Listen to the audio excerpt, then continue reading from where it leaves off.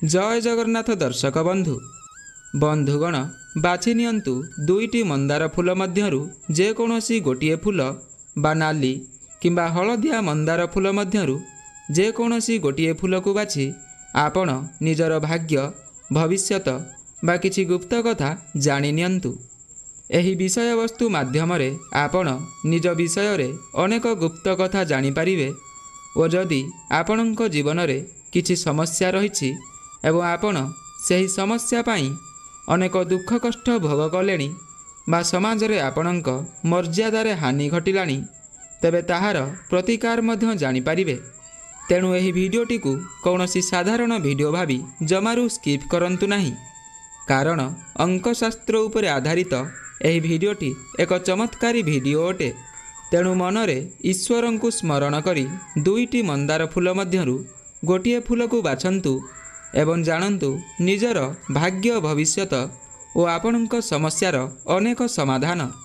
किंतु भिडियोटी रे आगकू बढ़िबा पूर्वरु मोर प्रिय दर्शक बंधु मानकू मोर गोटे छोट अनुरोध, भिडियोटी को गोटे लाइक करी एही भली भिडियो देखिबा पाई आम चैनल को मध्य सब्सक्राइब कर दियंतु एवं कमेंट बॉक्स रे भक्तिर सहकारे जय जगन्नाथ एवं जय माँ लक्ष्मी अवश्य लिखि दियंतु।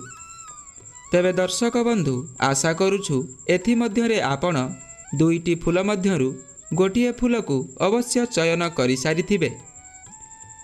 जदि आपणंकु हलदिया रंगर मंदार फूलटी अधिक पसंद आसीछि एवं एहाकु आपण चयन करिछंती तेबे जानि रखंतु आपणकर सबु दुख बाधा विघ्न और व्याकुलता दूर हेब।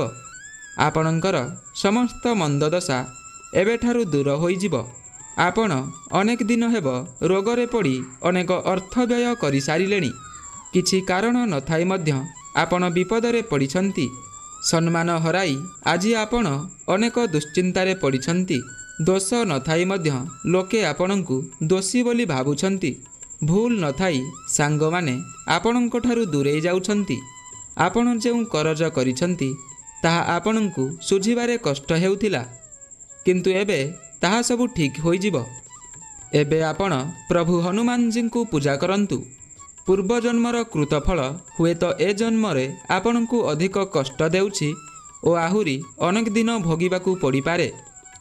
एहार निराकरण निमंते लक्ष्मी नारायण को पूजा करिबा सह 5 जन ब्राह्मण को खाइबाकू दियंतु एवं किछि दान मध्यम करि नियंतु।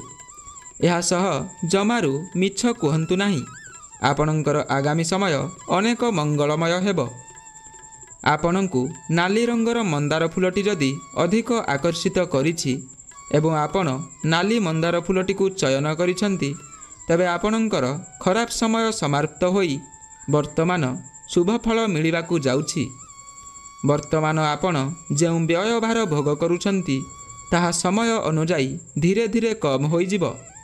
आपणंकर आर्थिक समस्या रे अनेक उन्नति आसीजिव। आपण भयरे अनेक कष्ट पाउछंती।